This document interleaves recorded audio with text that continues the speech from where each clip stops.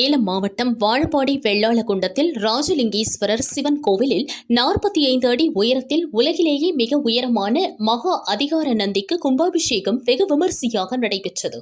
முன்னதாக நேற்று அதிகாலை யாகசாலை பூஜைகள் தொடங்கியது.